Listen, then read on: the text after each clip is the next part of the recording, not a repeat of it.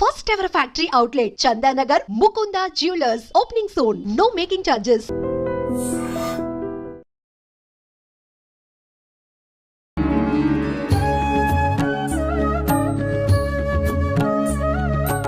నమస్కారం, welcome to I dream. ధర్మ మార్గం విత్ విజిత కార్యక్రమానికి స్వాగతం. అయితే ప్రస్తుతం మనతో పాటు ఉన్నారు. మామూలుగా ఆయన గురించి చెప్పాలి అనంటే ఎంత చెప్పినా సరిపోదనే చెప్పాలి.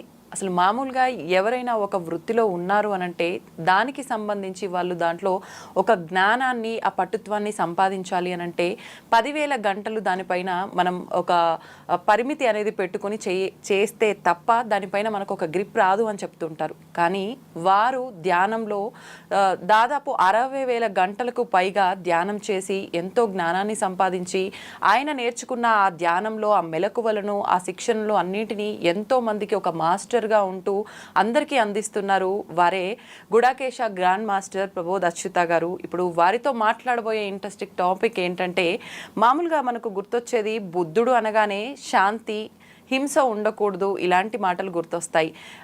ఏది శాశ్వతం కాదు, కానీ ప్రతిదీ మన నెత్తిపైకి తెచ్చుకొని మనము ఒత్తిడికి గురవ్వకుండా ఉండటమే ముఖ్యం.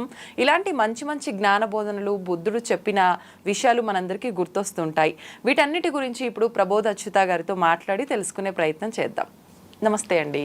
నమస్తే అండి. ప్రబోధ్ గారు, రీసెంట్గానే మీరు శ్రీలంక పర్యటన చేసి వచ్చారని చెప్పి విన్నాను. దాదాపు ఒక 20 రోజుల క్రిందటే అనుకుంటా నాకు తెలిసినంత వరకు. అక్కడ ప్రత్యేకించి మనం ఎలాగో ఇప్పుడు బుద్ధుడి గురించే మాట్లాడుకోబోతున్నాం కాబట్టి అక్కడ బౌద్ధ మతం గురించి చెప్పాలి అని అంటే మీ మాటల్లో ఏం చెప్తారు? ఎస్, శ్రీలంక వాళ్ళ దగ్గరికి వెళ్ళి మాట్లాడితే వాళ్ళు ఫస్ట్ మనకు ఇండియన్స్ అనగా చక్కటి గౌరవంగా చూస్తున్నారు అనమాట, రెస్పెక్ట్ఫుల్గా. ఎక్కడైనా షాప్కి వెళ్ళినా కానీ వాళ్ళు చెప్తున్నారు, మేము ఇక్కడ ఏంటంటే ఇంటర్నేషనల్గా టూరిజం ఫేమస్ అయినా కానీ వేరే కంట్రీ వాళ్ళు వచ్చినా కానీ 10% డిస్కౌంట్ ఇస్తాము, కానీ ఇండియన్స్ అంటే 15% అయితే 20% మినిమం ఇస్తామని చెప్తున్నారు. అందుకే ఇండియన్కి ఒక రెస్పెక్ట్ ఉంది. ఏంటి అంటే దీని కొంచెం లోతుల్లోకి వెళ్తే మరి అశోక చక్రవర్తి తను బుద్ధిజంను చాలా స్ప్రెడ్ చేద్దామని చెప్పి వాళ్ళ కొడుకును, అంటే ఒక రిహంత్ మహేంద్ర అనే మరి తన కొడుకు ఎప్పుడైతే శ్రీలంకకు వెళ్ళి బుద్ధిజం అక్కడ వాళ్ళకి నేర్పించారో, అయితే వాళ్ళు బుద్ధిజం అంటే అరిహంత్ మహేంద్ర శ్రీలంకకు అడుగుపెట్టిన రోజుని ఇప్పటికీ ప్రతి సంవత్సరము హాలిడేగా పెట్టుకున్నారు అనమాట. ప్రతి జూన్లో వచ్చే పౌర్ణమిని హాలిడేగా ప్రకటించారు. ఎందుకంటే వాళ్ళకు బుద్ధిజం అంటే అంత ఇంపార్టెన్స్ అనమాట. అందులో 80% పైగా బుద్ధిజం ఉన్న మాస్టర్స్ ఉన్నారనమాట. అంటే బుద్ధిజం అనే మతాన్ని, రిలీజన్ని ఫాలో అయ్యే వాళ్ళు 80% మంది ఉన్నారన్నమాట శ్రీలంక మొత్తంలో. హిందువులు ఒక 12% ఉన్నారు, ముస్లింలు మిగతా వాళ్ళందరూ కలిసి ఒక 7%, 8% ఉన్నారన్నమాట. సో వాళ్ళకి అంత రెస్పెక్ట్ఫుల్గా ఉన్నారు. చక్కగా బుద్ధిజం అసలు మన ఇండియాలో కన్నా కూడా అక్కడ బాగా షైన్ అవుతుంది. ఎక్కడికి వెళ్ళినా కానీ హిందూ టెంపుల్స్ కొన్ని ఉంటే బుద్ధిజం రిలేటెడ్ టెంపుల్స్ కానీ, స్టాచ్యూస్ కానీ, మళ్ళీ మన దగ్గర బోధి వృక్షము ఒక టైం లోపల మరి బుద్ధుడు ధ్యానం చేసిన బోధి వృక్షం అనేది చనిపోయింది అన్నమాట మన దగ్గర ఇండియాలో. బట్ ఏంటి అశోకుడు అప్పుడే ఆ బోధి వృక్షం యొక్క చిన్న కొమ్మని పంపించేసి అక్కడ ఎన్నో వృక్షాలు వచ్చాయి. మళ్ళీ ఆ వృక్షాన్ని మన ఇండియాలోకి మళ్ళీ తెప్పించుకుని దానికి సంబంధించి తెప్పించి అదే సేమ్ బోధగేయాలు అక్కడే పెట్టామన్నమాట మనం కూడా. సో అక్కడ ఆ వృక్షాలను కూడా చూసాము. ఆ వృక్షం కూడా 2,000 సంవత్సరాలు పైగా ఉన్న వృక్షాలు కూడా ఉన్నాయన్నమాట. మన ఈ బుద్ధుడు 2,500 సంవత్సరాల క్రితం ఉండేవాడు కదా. అక్కడ వాళ్ళ దగ్గరికి తీసుకెళ్లేసరికి మరి సంఘమిత్ర అంటే అశోక చక్రవర్తి కూతురు అనమాట, ఆ వృక్షాన్ని పట్టుకుని వెళ్ళింది వాళ్ళ దగ్గరికి. చిన్న వృక్షం యొక్క చిన్న సాప్లింగ్ తీసుకుని అక్కడ పెట్టారు. అప్పటి నుంచి ఆ 2,300 సంవత్సరాల నుంచి ఆ వృక్షం ఇప్పటికీ ఉంది. సో ఈ విధంగా ఎన్నో విషయాలు చక్కగా ఉన్నాయి. అక్కడ శ్రీలంకలో నాకు నచ్చిన విషయం ఏంటంటే చాలా రోడ్ అంటే చాలా వెళ్తుంటే చాలా వృక్షాలు రోడ్డు పైన కూడా ఎంతెంత పెద్ద వృక్షాలు ఉన్నాయంటే ప్రతి వృక్షాన్ని చూస్తే, పెద్ద వృక్షాన్ని చూస్తే నాకు ఒక 8వ వింత చూసినట్టే అనిపిస్తుంది. అన్నీ కూడా 100 సంవత్సరాలు పైగా వృక్షాలు చాలా ఎక్కువ ఉన్నాయి అన్నమాట. అది కూడా చాలా చక్కగా ఎంజాయ్ చేస్తాం అక్కడ. మామూలుగా దేవతా వృక్షాలు మాత్రమే ఎక్కువ సంవత్సరాల వయస్సు ఉంటుంది అని చెప్పి అంటుంటాం కదండి. కానీ ఇప్పుడు మీరు చెప్పినట్టుగా చూస్తే ఆ వృక్షాలు అన్ని వేల సంవత్సరాల పాటు ఉన్నాయి అని చెప్పంటే మరి అది దేవతా వృక్షం కిందే భావించాలి. కానీ బుద్ధుడే చెప్పాడు ఆయన మాటల్లో, నేను దేవుణ్ణి కాదు అని చెప్పి.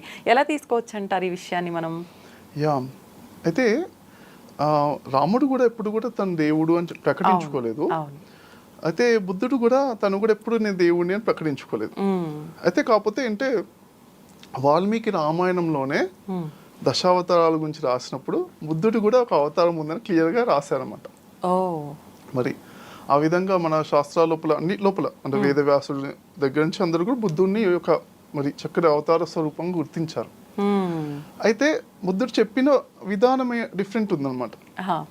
అంటే ఆయన చెప్పింది ఏంటంటే నీవు సాధనలో వెళ్తూ ఉంటే నేను అడ్డం వస్తే నన్ను కూడా నరికేసి ముందుకు వెళ్ళిపో అని చెప్పారన్నమాట. అంటే అతను చెప్పిన మార్గం ఏంటంటే ధ్యానము నిరాకార నిర్గుణ సచ్చిదానంద పరబ్రహ్మ స్వరూపం అని మన వేదవ్యాసులు కూడా చెప్పారు. అంటే హైయెస్ట్ ఏంటంటే సగుణోపాసన నిర్గుణోపాసన రెండు ఉన్నాయి. సగుణోపాసనలో మనము దేవతల విగ్రహాలు పెడతాము, దానికన్నా గొప్పది నిర్గుణోపాసన అని చెప్తారన్నమాట. దానికన్నా మన ముక్తినిచ్చేది మోక్షాన్ని ఇచ్చేది కూడా నిర్గుణోపాసన. కాకపోతే నిర్గుణోపాసనలో అంటే ఆలోచన లేకుండా కూర్చోవాలన్నమాట. అది కష్టం అవుతుంది అనేసి అందరికీ అది ఓన్లీ గురువు ఉన్నప్పుడే సాధ్యం అవుతుంది అన్నమాట. నిర్గుణోపాసన అని మన శాస్త్రాలు చెప్పేసి క్లియర్ గురువు ఉండాలి ఖచ్చితంగా అని చెప్పేసి. అయితే బుద్ధుడు అంటే మరి ఆయన ఉన్నప్పుడు బాగా గైడెన్స్ ఇచ్చి చాలా మంది ఎన్లైటెండ్ అయ్యారు. ముక్తి అంటే దుఃఖరాహిత్యస్తుంది, దుఃఖాల నుంచి బయటపడ్డారు చాలా మంది. అయితే మరి బుద్ధుడు చనిపోయేటప్పుడు అంటే ఇంకా అంటే ఎప్పుడు కూడా ఈ సగుణోపాసన ఎప్పుడు ఎంకరేజ్ చేయలేదు. నా విగ్రహాలు పెట్టుకుని పూజ చేయలేదు వస్తుందని చెప్పలేదు. అప్పో దీపో బావ నువ్వు నేను ఇప్పుడు వెళ్ళిపోతున్నా మరి ఎట్లా గురువు గారు అని అడిగితే అప్పో దీపో బావ అని చెప్పి వెళ్ళిపోయారు. చివరి సెంటెన్స్ అదనమాట. అప్పో అంటే నీ లోపల నీవే దీపాన్ని వెలిగించుకో, నీకు నీవే ఓన్గా ప్రాక్టీస్ చేసుకో అని చెప్పారనమాట. అలా చెప్పారు. అయితే ఇప్పుడు బుద్ధుడికి సంబంధించి విగ్రహము లేదు, నేను దేవుణ్ణి కాదు అని ఆయన చెప్పారు. కానీ ఇప్పుడు ఒక మతమే ఏర్పాటు చేసి బౌద్ధ మతము అని చెప్పి అందరినీ కూడా మనం చూస్తున్నాం. రోజు రోజుకి ఎక్కువైపోతున్నారు ఆ మతానికి సంబంధించిన వాళ్ళు అనేది. అయితే ఎందుకు ఇదంతా జరుగుతుందంటారు? ఆయన చెప్పిన మాటలు ఎక్కడైనా మతానికి సంబంధించిన మాటలు ఉండటము అదంతా ఏమైనా జరిగిందంటారా? ఆయన చెప్పింది ఓన్లీ ధ్యానం గురించి చెప్పానండి. అయితే శ్రీలంకలో మరి నా ఒక ఫ్రెండ్ని కలిసి అడిగితే అతను చెప్తున్నా అన్నమాట, అసలు వాళ్ళు మతంలోనే పుట్టి అదే మతంలో పుట్టి పెరుగుతున్నా కానీ వాళ్ళకి బేసిక్స్ కూడా కొన్ని బేసిక్స్ తెలియని వాళ్ళు కూడా ఉన్నారు. ఒక 25 years వచ్చిన యంగ్స్టర్స్ కూడా అదేంటి ధ్యానం మేము కూడా చేయొచ్చా, బుద్ధుడే ఏమో అతను ఒక్కడే చేస్తాడేమో మాకు కూడా మేము కూడా చేయొచ్చా, పర్మిషన్ వద్దా అలా అడుగుతున్నారు. వాళ్ళు ఆ మతంలో పుట్టి పెరుగుతున్నా కానీ ఎన్నో స్టోరీస్ విన్నారు. కానీ ఆ బుద్ధుడు అంటే మెడిటేషన్ అంటే ఓన్లీ బుద్ధుడు చేస్తాడేమో మాకు సంబంధం లేదేమో అనుకునే వాళ్ళు కూడా ఉన్నారన్నమాట. అయితే ఇక్కడ ఏంటంటే మతం అనేది ఆయన చెప్పిన టైంలో లేదు, శిల్పాలు లేవు, బుద్ధుడి విగ్రహాలు లేవు. అది కల్చర్గా ఎన్నో చక్కగా వాళ్ళు ఫెస్టివల్స్ పెట్టుకుని రకరకాలుగా ఎన్నెన్నో క్రియేట్ చేశారు దాని మధ్యలో. అయితే ఎందుకు అంటే మరి మధ్య లోపల మరి బ్రిటిషర్స్ ఆక్యుపై చేసినప్పుడు కానీ మరి మిగతా ఎన్నెన్నో సిచ్యువేషన్స్ అవుతున్నప్పుడు ఇది ప్రాక్టీస్ చేసే వాళ్ళు తక్కువైపోతున్నారు. దానికి తక్కువైపోతుంటే వీళ్ళకి ఏదో విధంగా ప్రాక్టీస్ చేయండి ధ్యానంలో కూర్చోండి అంటే వినేవాళ్ళు తక్కువ మంది ఉంటారు కదా. అయినా కానీ మరి దీని యొక్క ఇంపార్టెన్స్ తెలియాలి అనేసి మతాన్ని సృష్టించారన్నమాట వాళ్ళే.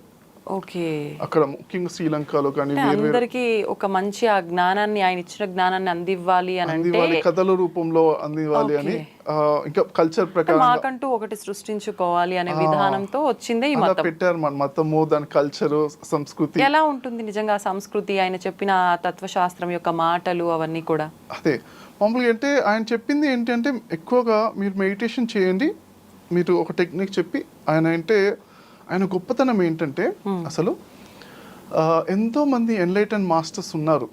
అంటే ముక్తి పొందిన మాస్టర్స్ అంటే ఎప్పుడు సదా ఆనంద స్థితిలో ఉన్న వాళ్ళు ఎంతో మంది ఉన్నా కానీ అతనికి మిగతా అందరికి మధ్యలో డిఫరెన్స్ ఏంటంటే ఒకానొక జన్మలో చాలా అనేక కోట్ల జన్మల క్రితము అతను ఏమనుకున్నా అంటే ఒకరోజు ఒక గొప్ప ఎన్లైటన్ పర్సన్ వచ్చారన్నమాట. వాళ్ళు అంటే బుద్ధుడు అంటే అంటే 3 levels ఉన్నాయన్నమాట. అరిహంత్, బుద్ధ, సమ్మా సంబుద్ధ అని 3 లెవెల్స్ ఉన్నాయన్నమాట. ఆహా. అరిహంత్ అంటే ఆయన అరి అంటే లోపల శత్రువుని జయించారన్నమాట. అరిహంత్ జయించిన వాడు. బుద్ధుడు అంటే చెప్పేవాడు అన్నమాట, చెప్పడం స్టార్ట్ చేశారు. నాకు తెలిసింది ఇప్పుడు చెప్తున్నా అన్నమాట. తర్వాత మూడోది అంటే సమ్మా సంబుద్ధుడు అని అంటారు అన్నమాట. అంటే అన్నీ తెలుసుకున్నవాడు అని అర్థం అన్నమాట. అంటే వీళ్ళంటే సర్వజ్ఞత గురించి నా రీసెర్చ్ అనమాట తను. ఇదేంటంటే ఇప్పుడు మనము ఒక ఎగ్జాంపుల్ చెప్తాను. ఇప్పుడు అంటే దీని లోపల అంటే 2 రకాలుగా ఉన్నాయన్నమాట. హీనయానం, మహాయానం అని ఒక 2 తెగలుగా విడిపోయింది బుద్ధిజం. వాళ్ళ తర్వాత బుద్ధి శిష్యులందరూ కూడా 2 తెగలుగా విడిపోయారు అనమాట. ఓకే.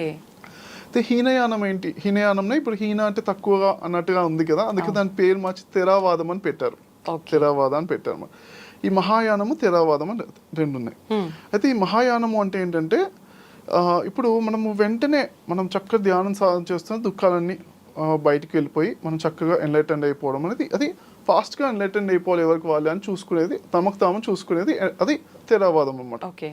తర్వాత నెక్స్ట్ ఏంటి మహాయానము అంటే ఏంటంటే నేను అందరూ అంటే వీలైనంత లాస్ట్లో ఎన్లైటెండ్ అవుతాను, అన్నీ తెలుసుకున్న తర్వాత ఎన్లైటెండ్ అవుతాను, అప్పటి వరకు నేను జన్మలు మళ్ళీ తీసుకుంటూనే ఉంటాను. అన్నిటిపైన రీసెర్చ్ చేసి ఎంతో సబ్జెక్ట్ నాకు కంప్లీట్గా తెలియందే నేను ఒక గురు స్థితిలో అందరికి నేర్పించాను. అన్నీ నాకు తెలియాలి ఫస్ట్, కంప్లీట్గా అన్ని తెలిసిన తర్వాత ఎన్లైటెండ్ అవుతాను పక్క, అది గట్టి నిశ్చయం తీసుకుని ఉండడమే అది మహాయానం అనమాట. ఆయన గౌతమ బుద్ధుడు ఒకనొక జన్మలో అతను అలానే ఇంకొక సమ్మా సంబుద్ధుడు వచ్చినప్పుడు నేను కూడా మీలాగానే అన్నిటినీ ఇప్పుడు భూమి మీద నేర్చుకోవాలంటే ఎంతమంది ఉన్నారు మనకి? ఇప్పుడు 800 కోట్ల మంది. 800 కోట్ల మంది యొక్క జీవితాల యొక్క అవగాహన ఉండాలి నాకు. అన్ని రకాలుగా జన్మలెత్తి మళ్ళీ ఒక భూలోకమే కాదు ఎన్నో లోకాల్లో మళ్ళీ ఎన్నో కోట్లాది రకాలుగా జన్మలెత్తి ఆ ప్రతి సబ్జెక్ట్ అంతటిని నేర్చుకున్న తర్వాతే నేను ఎన్లైటెండ్ అయ్యి అప్పుడే నేర్పిస్తాను అనేది ఆ క్లారిటీతో నిర్ణయం తీసుకోవడమే ఆ సమ్మా సంబుద్ధుడు అనే ఒక టెక్నాలజీ అనమాట. అది గొప్ప, అందుకే ఆయన్ని చాలా గొప్ప రెస్పెక్ట్ఫుల్గా చూస్తాం అన్నమాట. ఎందుకంటే అవతార పురుషుగా చూస్తున్న కారణం మెయిన్గా ఇదనమాట. ఆయనకి ఏదైనా కానీ క్లారిటీగా తెలిసిపోతుంది అనమాట. అన్ని విషయాలు కూడా తన జన్మలు బాగా చూడగలుగుతారు, అలానే ఎదుటి వాళ్ళు చూడగానే ఎన్నో జన్మలన్నీ చూసేసి వాళ్ళకు ఏది బెస్ట్ అంటే ధ్యానం లోపల ఎన్నో టెక్నిక్స్ ఉన్నాయి. మరి శివుడు పార్వతికి 100కు పైగా టెక్నిక్స్ చెప్పారు, 108 టెక్నిక్స్ చెప్పారు. అయితే మరి ఇంకా ఎన్నెన్నో టెక్నిక్స్ ఉన్నాయి. ఎవరికి ఏ టెక్నిక్ బాగా సూట్ అవుతుంది అని వెంటనే చూసి అన్ని జన్మలు చూసేసి చెప్పేస్తారు అనమాట. ఫాస్టెస్ట్గా ఎన్లైటెన్ తీసుకురావడానికి ఆయన ఎక్స్పర్టైజ్ ఉంటుంది అనమాట. అందుకే ఆయన సమ్మా సంబుద్ధుడు అని చెప్పారు అనమాట. ఓకే. ఇప్పుడు ఎవరైతే ఇప్పుడు మీరు అన్నట్టుగా ఎన్లైటెన్ అయిన మాస్టర్స్ ఉన్నారో వాళ్ళకు కూడా ఇటువంటి విధానం ఒకటి అలవాటు పడి ఉంటుందంటారా? వాళ్ళు కూడా ఒక మనిషిని చూడగానే అంచనా వేయగలుగుతారంటారా?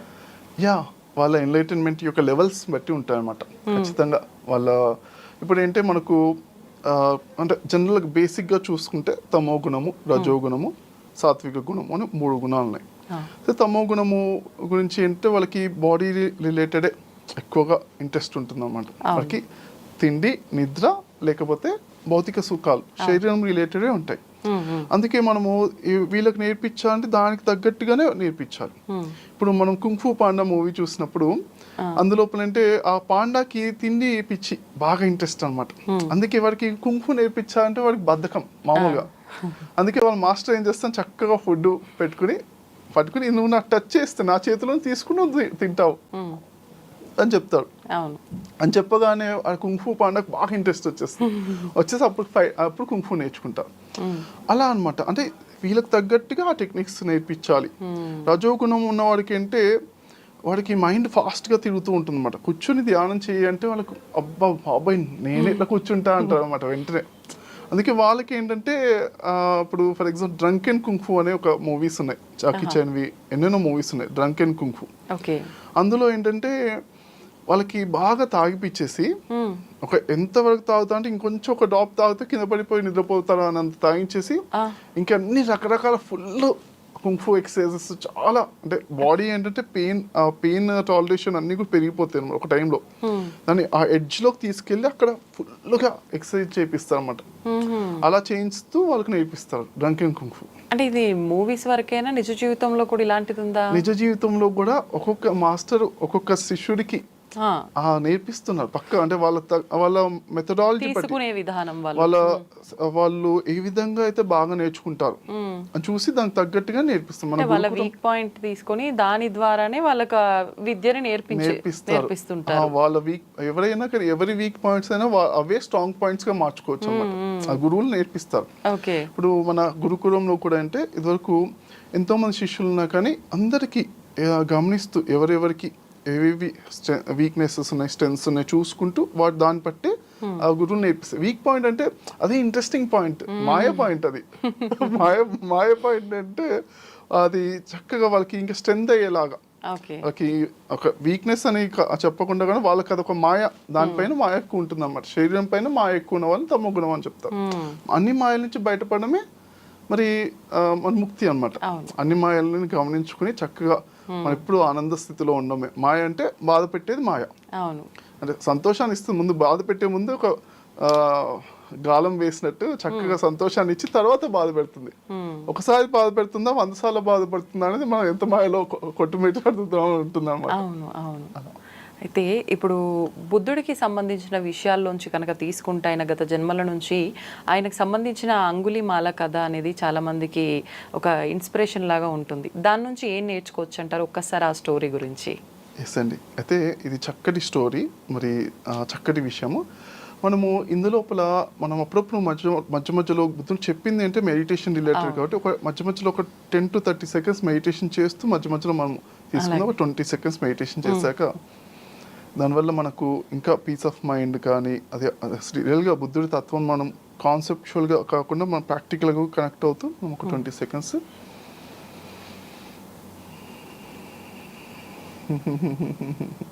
చిరునవ్వుతో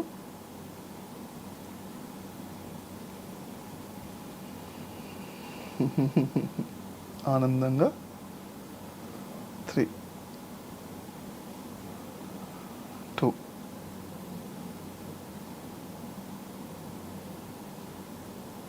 1.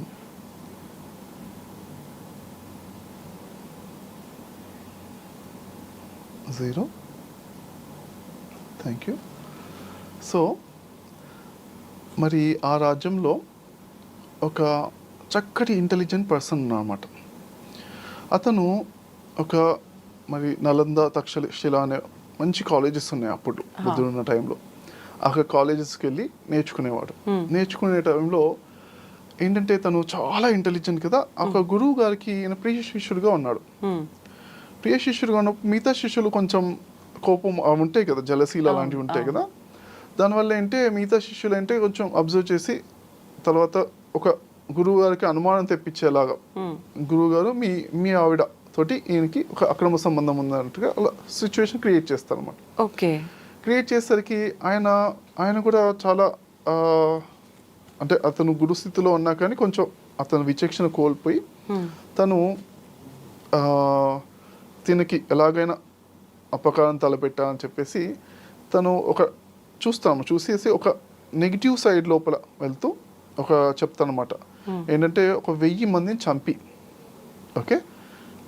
చంపి నా దగ్గరికి రా, అప్పుడు నేను ఒక విద్య నేర్పిస్తే ఏదో చెప్తాను అనమాట.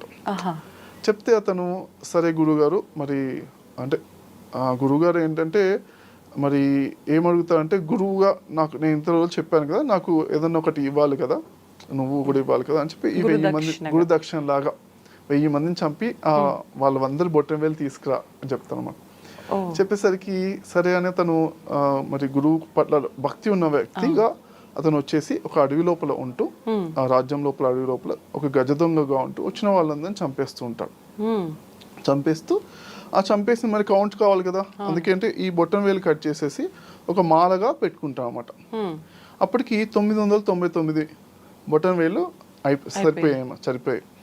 అప్పటికి ఇదంతా మరి జరుగుతున్న సమయం లోపల రాజ్యం లోపల రాజు కూడా తను ఎట్లయినా మరి రాజు కూడా చాలా కంప్లైంట్స్ వస్తున్నాయి వెల్పులతో చనిపోతున్నా అనేసి రాజు కూడా తను ఇక ఇవాళ నేను వెళ్ళి వాళ్ళని అందరినీ కూడా నేను ఆ అబ్బాయిని అంగుళీ మాలికుడు అనే అతను చంపేస్తాను అనేసి ఆ రాజు కూడా అనేసి ఇవాళ ప్లాన్ చేద్దాం అనుకుంటాము. అంటే అంగుళీ మాలికుడు మరి వాళ్ళ అమ్మకు తెలుస్తుంది అనమాట. తెలిసి అరే మరి రాజు వస్తాడు కదా, రాజు ఒక 2 రోజులు వస్తాక నేను ఇవాళ వెళ్ళి అతని దగ్గరికి వెళ్తాను, వెళ్ళి నచ్చ చెప్పడానికి ట్రై చేస్తాను అనుకుంటున్నాము. అనుకున్నప్పుడు బుద్ధుడు ఏంటంటే గౌతమ బుద్ధుడు రోజు పొద్దున లేవగానే తను కొంచెంసేపు మెడిటేషన్ చేస్తున్న క్షణంలో తనకి ఈ రోజు మనకి ఏది చేయాలి అనేది ఒక థాట్ వస్తుంది, ఒక ఐడియా వస్తుంది. అప్రాక్సిమేట్గా మనం కూడా పొద్దున్నే కూర్చోగానే మనకి ఇవాళ ఏ చేస్తే బాగుంటుంది అని ఒక 5 నిమిషాలు మనం కాంటెంప్లేట్ చేస్తే ఆ క్లారిటీ వచ్చేస్తుంది మనకి ఏ పనులు చేస్తే బెస్ట్ అని. అలానే బుద్ధుడు పొద్దున మరి ధ్యానం చేస్తున్న సమయంలో తనకి వెంటనే ఇవన్నీ కనిపించేస్తాయి అనమాట. తనకి మరి దివ్య చక్షు అంటే చక్కగా అన్ని క్లారిటీగా కనిపిస్తుంటాయి. తనకు బుద్ధుడి యొక్క గొప్పతనమే అదనమాట. అంటే జ్ఞాన నేత్రం అనుకోవచ్చా? అవునండి, దివ్య నేత్రము, జ్ఞాన నేత్రము. ఓకే, దివ్య నేత్రం కానీ ఇంకొంచెం పవర్ఫుల్ జ్ఞాన నేత్రం అనమాట. దివ్య నేత్రం ఒకటే సైడ్ చూస్తుంది, జ్ఞాన నేత్రం ఎన్నో వైపుల నుంచి ఆయన చూడగలుగుతారు అనమాట. ఆయన పర్ఫెక్ట్గా అంటే కరెక్ట్గా అక్యురసీగా చూడగలుగుతారు, కరెక్ట్ ఉన్నది ఉన్నట్టుగా చూడగలుగుతారు అనమాట. ఆయన అంటే ఆ జన్మ లోపల బుద్ధుడు మరి ఎటువంటి మిరాకిల్స్ చేయలేదు అని మనం విన్నాం. ఇప్పుడు ఈ మధ్యలో బుద్ధ సృష్టించడము ఎన్నెన్నో చేస్తున్నారు, మ్యాజిక్స్ ఎన్నో ఉన్నాయి. ఓకే, ఒక గురువు గారేమో ఒక రింగ్ సృష్టించి ఇచ్చేవాళ్ళు అనమాట. అలా ఎన్నో 1-2 కాదు ఎంతో సృష్టిస్తారు. కానీ మరి బుద్ధుడు మాత్రం ఎటువంటి మ్యాజిక్స్ నేను ఆ జన్మలో నేను సృష్టించను, చూపించను. అవన్నీ చిన్న విషయాలే. ఓకే, కానీ గొప్ప మ్యాజిక్ కన్నా గొప్పది ఏంటి? జ్ఞానము నేను చెప్తాను అని చెప్పేవాడు అనమాట. ఇప్పుడు కూడా ఆ థర్డ్తో భలే చూసి కరెక్ట్ గా చెప్పేవాడు. నేను చెప్పేవాడిని 100% ట్రూత్ అని ఆయన అంటే పక్కాగా ఎన్నో ప్రూఫ్స్ తో చెప్పేవాడు అనమాట. అదే ఆయన దగ్గర ఉన్న గొప్పతనం.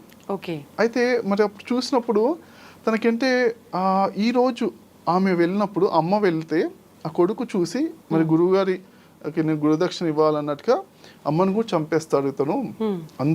అంతటి స్థితికి వెళ్ళిపోయాడు తను. అమ్మను చంపేస్తే తను యాక్చువల్గా కొంచెం మంచివాడే అంటే మామూలుగా తను. కాకపోతే అమ్మను చంపితే అంటే అవీచి నరకం ఉంటుందన్నమాట. కొన్ని అస్సలు చేయని పనుల లోపల అమ్మను, నాన్నను, గురువులను ఏమన్నా తిట్టినా అనవసరమైన మనం కమెంట్స్ చేస్తుంటాం. మన శాస్త్రాల లోపల క్లియర్గా చెప్పారన్నమాట. అసలు ఆధ్యాత్మికత, హిందూయిజం అసలు మన లోపల మనం ఒకటి అసలు మాత్రం చేయకూడదు. అంటే ఏ పుట్టలో ఏ పాము ఉందో అన్నట్టుగా ఎవరిని కూడా స్పిరిచువాలిటీ ఉన్న వాడిని ఎవరిని కూడా మనం మాట్లాడొద్దు, అంటే నెగిటివ్ కమెంట్స్ చేయకూడదు అన్నమాట. ఎందుకంటే అది కూడా పెద్ద ద్రోహంగా ఉంటుంది అన్నమాట. అవి ఇచ్చిన నరకం అంటే ఎన్నో లక్షల సంవత్సరాలు ఆ నరకంలో ఉండాల్సి వస్తుంది అన్నమాట. అయితే అలాంటి గొప్ప నరకానికి వెళ్ళిపోయే అవకాశం ఉంది. అతన్ని కాపాడాలి అని బుద్ధుడికి అనిపిస్తుంది అన్నమాట. ఆ రోజు పొద్దున్న అనిపించగానే బుద్ధుడు వెళ్తాడు. ఇంకా వెళ్ళి అతను కనిపిస్తాడు అన్నమాట. కనిపించగానే అతను ఫస్ట్ ఇక కనిపిస్తే అంటే 999 అయిపోయాయి కదా, ఇంకొకటి కంప్లీట్ చేసుకునేవాలి అని తనకు చాలా ఆరాటం ఉంటుంది అనమాట. ఇంకా కనిపించగానే బుద్ధుడు వెనకాల పరిగెత్తుకుంటూ వస్తాడు అనమాట. పరిగెత్తుకుంటూ వస్తే బుద్ధుడు రాజకుమారుడు, చాలా స్ట్రాంగ్ బాడీ కదా, ఇంకా చాలా టాలెంటెడ్ పర్సన్. బుద్ధుడు వెంటనే బాగా పరిగెడతాడు అనమాట. ఇంకా పరిగెడితే ఇతను అదేంటబ్బా నేను అసలు యూత్ఫుల్గా ఉన్నాను అయినా కానీ అసలు నాకన్నా బాగా పరిగెడుతున్నాను అనుకుని మళ్ళీ పరిగెడుతుంటా. అదే బుద్ధుడు అంటే కొంచెం దూరం పరిగెత్తి మళ్ళీ ఆయాసం వస్తున్నట్టు కొంచెం నా చేతిలో లేదు ఇతను వెళ్ళిపోయాడు అనుకునే టైంలో ఆగిపోయాడు అనమాట. ఆగిపోతే అరే ఇదేంటి మళ్ళీ దొరికేట్టున్నాడుగా మళ్ళీ పరిగెడుతుంటా. అలా ఒక 10-15 సార్లు రౌండ్స్ అయిపోయిన తర్వాత ఇక తనకి చాలా ఆయాసం వచ్చేస్తుంటే ఇంకా ఆ టైం లోపల ఇంకా బుద్ధుడు అక్కడే నుంచుంటాడు. ఇక నుంచున్న తర్వాత ఇతను నడుచుకుంటూ ఇంకా 10 ఫీట్ల దూరంలో ఉన్నాడు ఇతను. ఇతను వచ్చేస్తుంటాడు. బుద్ధుడు చాలా కామ్గా చూస్తూ చాలా కరుణతో చూస్తుంటాడు అనమాట. చూస్తుంటే ఇతని దగ్గరకు వస్తూ కూడా అంటే ఫస్ట్ ముందే చాలా హ్యాపీనెస్ కూడా ఉంటుంది. బట్ నాకన్నా గొప్పగా పరిగెడుతున్నాడు ఇతను, చాలా గొప్పవాడు అయి ఉంటాడు అని చాలా లోపల మంచి భావం ఉన్నా కానీ తను వెయ్యో అని చంపేయాలి కదా అనేసి ఉంది కదా అనేసి ఇంకా ఎప్పుడైతే 10 ఫీట్ల దగ్గరికి వస్తాడో అతనే అంటాడనమాట, నువ్వు పారిపో అంటే పారిపో ఇమీడియట్గా పారిపో, లేకపోతే వచ్చి నేను చంపేస్తాను. ఎందుకంటే నాకు ఖచ్చితంగా వెయ్యో కావాలి, 1000 బొట్టం వేలు కావాలి, నేను చంపకుండా వదలను. పారిపోండి ఇప్పుడే పారిపోని కూడా అంటారన్నమాట. ఆహా. క్లూ కూడా ఇస్తాడు. క్లూ కూడా ఇచ్చినా కానీ బుద్ధుడు కామ్గా అప్పుడు బుద్ధుడికి అర్థమైపోతున్నాడు, ఇతను నాకే క్లూ ఇస్తున్నాడు అంటే ఇతను నాకు చెప్పడు అని క్లియర్గా అర్థమైపోయి అప్పుడు అలానే ఉండిపోతాడు అనమాట. చాలా ప్రశాంతంగా అలానే ఉండిపోతాడు. ఆ ప్రశాంతత యొక్క వైబ్రేషన్స్ ఎలా అయితే ఉన్నాయో తన దగ్గరికి వస్తూ వస్తూ వెంటనే ఇంకా నేను మిమ్మల్ని చంపలేనండి అని ఇంకా అర్థమైపోద్ది అనమాట. ఇంకా చెప్పేసరికి మీరు చాలా గొప్పవాడిగా ఉన్నారు నాకు చెప్పండి అంటే అప్పుడు చెప్తాను అనమాట, నాన్న ఇలా అహింస అనేది రైట్ కాదు, మరి అహింస మార్గం ద్వారా నువ్వు దుఃఖం నుంచి బయటపడేది గొప్ప విద్య ఉంది, ఆ ముక్తి విద్య నేర్చుకోవాలి అని చెప్తే, అవునా ఇప్పటి నుంచి ఇంకా నేను అన్ని వదిలేసేసి మీ దగ్గర నేర్చుకుంటాను అని చెప్పి నేర్చుకుంటాను అనమాట. అప్పుడు ధ్యాన సాధన నేర్చుకుంటాడు. ప్రాక్టీస్ చేసినప్పుడు ఏంటంటే ఈ చాతుర్మాస దీక్ష అన్నట్టుగా మనకేంటి ఈ 4 నెలలు ముఖ్యంగా ఎప్పుడైతే దసరా నవరాత్రి నుంచి శివరాత్రి వరకు ఓకే ఈ 4 నెలలు అంటే చక్కటి సాధనకి మంచి ఉపయోగకరమైన రోజులు అని చెప్పేసి ఆ 4 నెలలు కూర్చోపెట్టేసి తను సాధన ఒక రూమ్ లోపల అలా కూర్చొని ధ్యానం చేస్తుంటాడు. చాలా ఇబ్బందిగా కూడా అనిపిస్తుంది అన్నమాట, ఎందుకంటే ఇన్ని బ్యాడ్ కర్మస్ ఉన్నాయి కదా, ఇంకా అసలు ధ్యానం అసలు కుదరకున్నా కానీ చాలా పట్టుదలగా బాగా చేస్తాము. చేసిన తర్వాత ఏంటంటే ఇంకా ఎంత పట్టుదల చేసి ఇంకా ముక్తి సాధించడానికి కొంచెం ఎండ్లో ఉంటాడు ఆల్మోస్ట్. ఓకే ఇంకా తర్వాత అంటే దుఃఖం అంతా నుంచి బయటపడతాడు అన్నమాట, లోపల అంటే మనసు యొక్క దుఃఖం నుంచి బయటపడతాడు. కానీ అయినా కానీ ఇంకా కర్మలు ఉన్నాయి కాబట్టి తను ఇంకా ఒకసారి భిక్షం అడగడానికి వెళ్తూ ఉంటాడు అనమాట. అన్ని ఊర్లలో వెళ్తుంటే అందరూ గుర్తుపడతారు, ఎందుకంటే అరే మా హస్బెండ్ చంపేశారు, మా భార్య మా పిల్లని చంపేశారని వాళ్ళు బాగా గుర్తుపట్టి ప్రజలందరూ గుర్తుపట్టి రాళ్ళతో కొట్టి చంపేస్తారు అనమాట. చంపేసినప్పుడు కూడా చావుదాకా వచ్చిన తర్వాత కూడా ఒకసారి మనోసంకల్పంతో నేను ఎట్లయినా బుద్ధుడికి చెప్పే చనిపోతాను అనేసి బ్రతికి ఆ మనోసంకల్పం అంతా కొట్టేసినా కానీ వచ్చి బుద్ధుడికి చెప్పి మరి నా సమయం అయిపోయింది అని చెప్తే బుద్ధుడు కూడా కరెక్ట్ అంతా క్లియర్ చేసుకున్నావు నువ్వు పర్ఫెక్ట్గా, అంటే ఏవైతే కర్మలు ఉన్నాయో అంత ఎన్లైటెన్ అయిన తర్వాత కూడా కొన్ని కర్మలు ఉంటాయి అన్నమాట. ఎన్లైటెన్ అయిన తర్వాత అంటే మన మనసులో బాధ లేకపోవడమే ఎన్లైటెన్మెంట్ స్థితి. అయినా కానీ ఆ కర్మలు అనేవి ఇబ్బందులు అనేవి ఉన్నాయి కదా, అవన్నీ క్లియర్ చేసుకున్నావు నువ్వు, వెరీ గుడ్ అని చెప్పి అప్రిషియేట్ చేస్తారు. ఆ విధంగా తన బాడీ వేకేట్ చేస్తాం అన్నమాట, అన్ని క్లియర్ చేసుకుని. అదే తన ఎలా అయితే మన హిందూయిజంలో కూడా మనకు క్లియర్గా ఉంటుంది, పరశురాముడు కూడా ఎంతోమంది చంపేశాడు రాజుల్ని, 17 సార్లు 100,000 రాజుని చంపేశాడు. మళ్ళీ కర్మల్ని కొంచెం క్లియర్ చేసుకుంటూ తను తపశక్తితోటి ధ్యానం చేస్తూ కొన్ని క్లియర్ చేసుకున్నాడు అనమాట. క్లియర్ చేసుకున్న తర్వాత లాస్ట్కి దత్తాత్రేయ గురువు గారిని కలిసి అసలు ఇదంతరికి కారణం నా కోపమే, ఫస్ట్ అది దాన్ని బ్యాలెన్స్ చేసుకోవాలని చెప్పి అది నేర్చుకుని అప్పుడు ముక్తి పొందుతారు అన్నమాట. ఓకే, అంటే ఎటువంటి హింసకు పాల్పడిన వాళ్ళైనా కూడా బుద్ధుడు చెప్పిన బోధనలు విన్నంత మాత్రం చేత జ్ఞానాన్ని పొంది మోక్షాన్ని పొందే అవకాశం ఉంటుంది అని అర్థం చేసుకోవచ్చు అంటారా దీన్ని బట్టి? డెఫినెట్లీ అండి, బుద్ధుడి యొక్క గొప్పతనము అలాంటిదన్నమాట. ఒక ఎగ్జాంపుల్తో చెప్తాను, ఒక 20 seconds మరి మెడిటేషన్ చేశాక.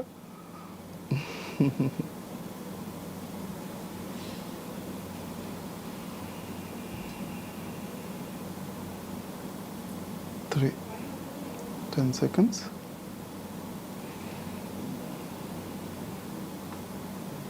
2, 1, 0. Very good. అయితే మరి దీనికి ధ్యాన సాధన కావాలి. అది ఒక చక్కటి గురువుల దగ్గర మనము ఆలోచన లేకుండా కూర్చునే ధ్యాన సాధన కావాలన్నమాట. మనం ఆలోచన అనేది వస్తుంది అంటే మనం మళ్ళీ నెక్స్ట్ జన్మలు ఉన్నాయని అర్థం అన్నమాట. ఓకేనా, ఫస్ట్ ఆలోచన రహిత స్థితిలో ఆ ధ్యాన సాధన వచ్చినప్పుడు అంటే మనకు ఫస్ట్ పాజిటివ్గా మాట్లాడడం నేర్చుకుంటాం, మాటలనే ఈజీగా ఉంటాయి. తర్వాత ఆలోచనల పైన పట్టు సాధించాం, తర్వాత ఎమోషన్స్ పైన పట్టు వస్తుంది అన్నమాట. మనము దుఃఖం అనేది రాకుండా ఎప్పుడు హ్యాపీగా ఉండి మనల్ని మనం ఉంచుకునే ఆ విద్య వచ్చేస్తుంది అన్నమాట.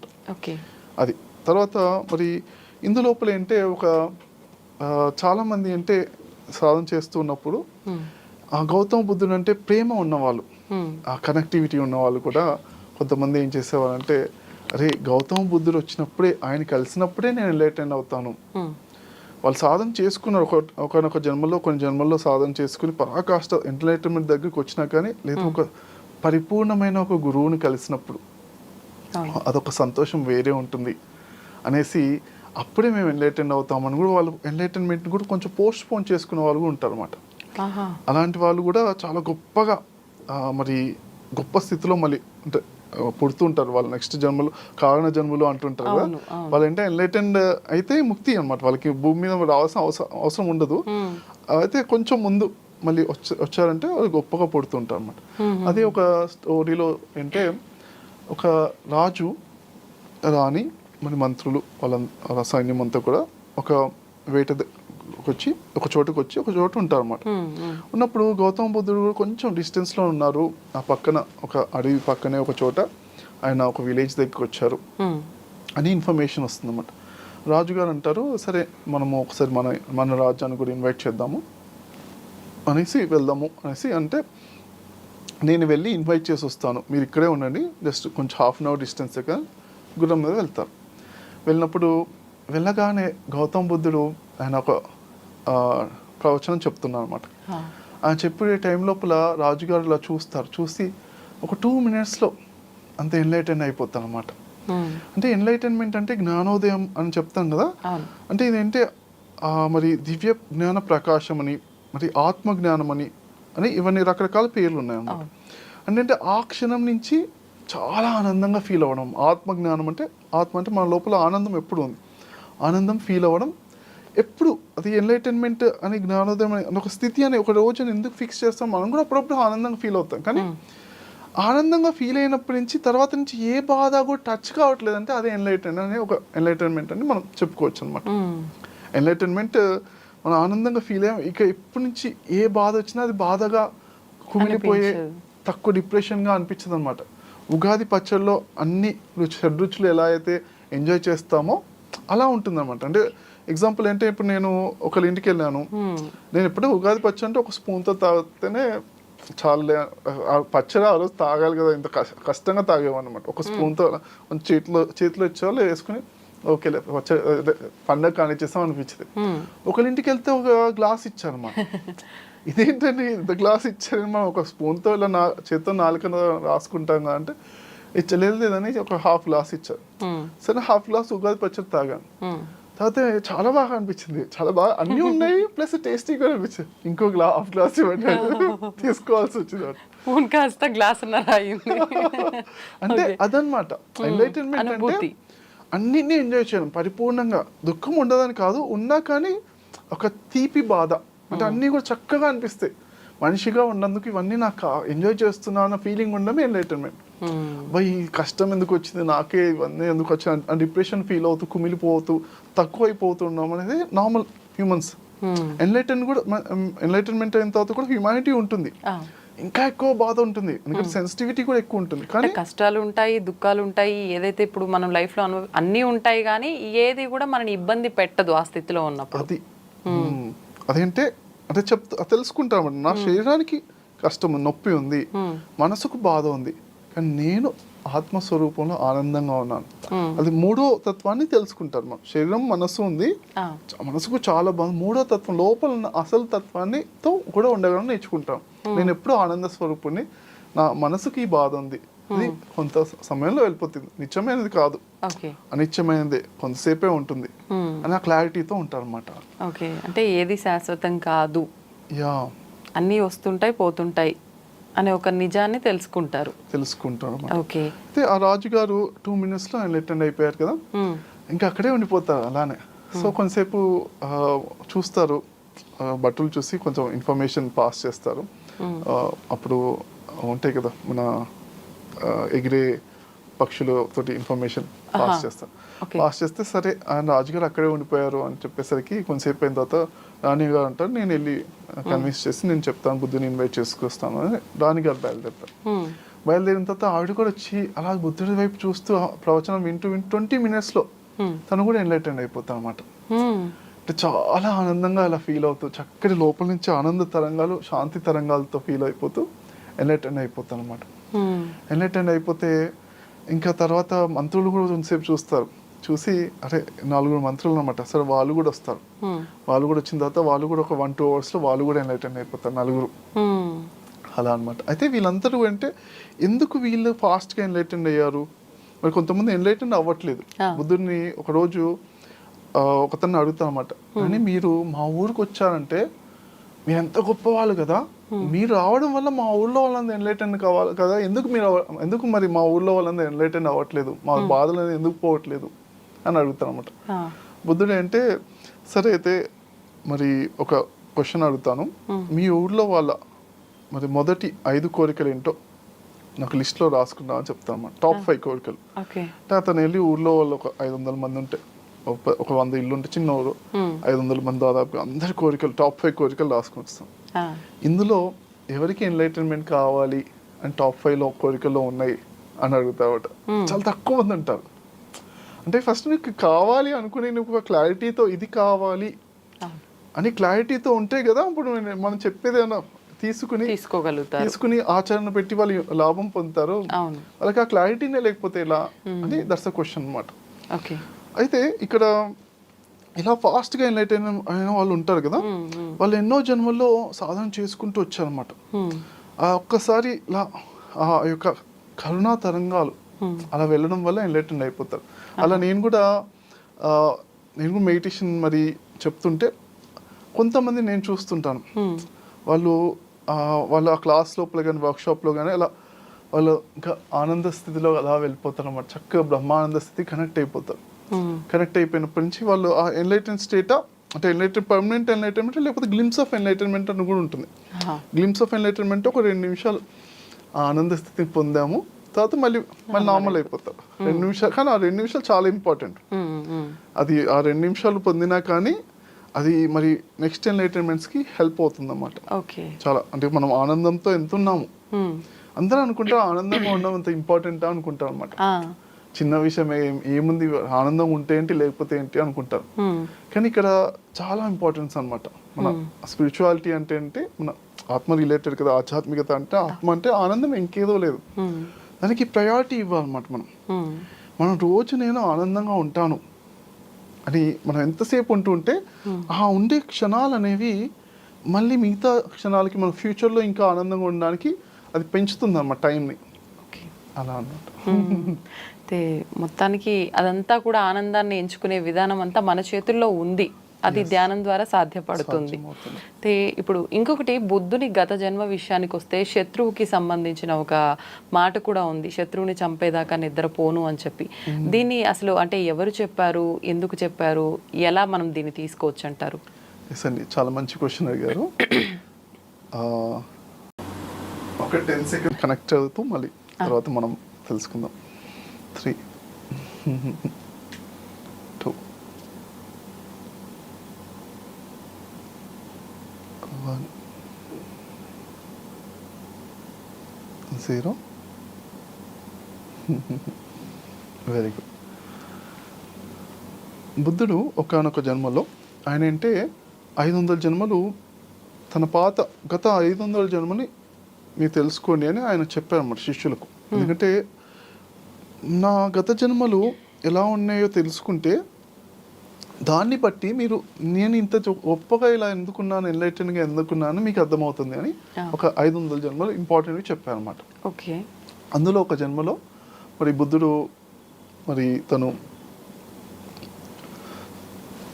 ఒక 60 సంవత్సరాల వయసు వరకు జీవించిన తర్వాత 60 సంవత్సరాల తర్వాత తను మరి నేను సన్యాసం తీసుకుందాం అనుకున్న, పిల్లలందరూ సెటిల్ అయిపోయారు కదా అనేసి చెప్తాను అనమాట. వాళ్ళ భార్యకి చెప్తే వాళ్ళ భార్య అంటది నేను కూడా మీతోటే వస్తానంటది.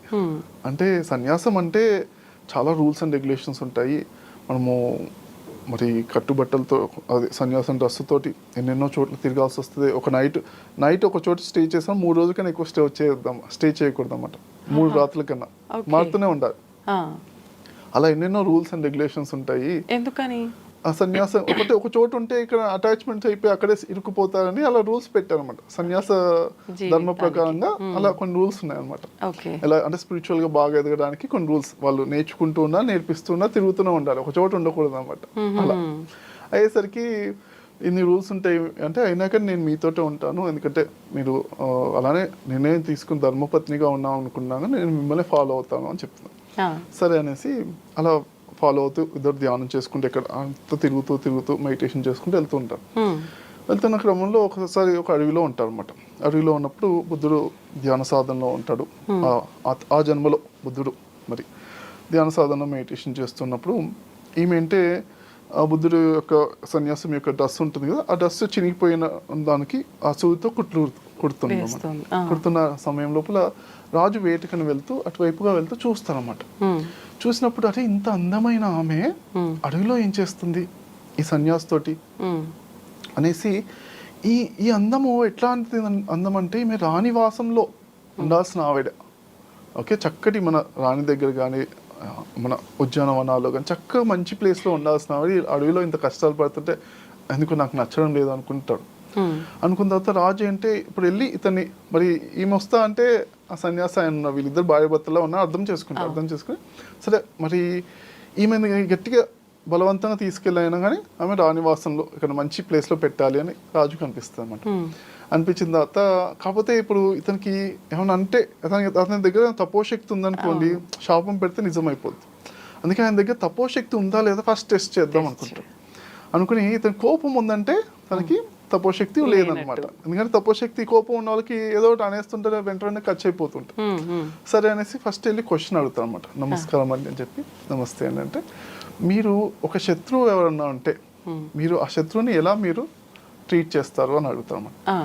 శత్రువుని చంపేదాకా నేను నిద్రపోను అని చెప్పేస్తాడు బుద్ధుడు. చెప్తారా క్లియర్గా, శత్రువుని చంపేవారికి అసలు ఛాన్సే లేదు, నిద్రపోనంతే, చంపాల్సిందంతే అని చెప్పేస్తామా.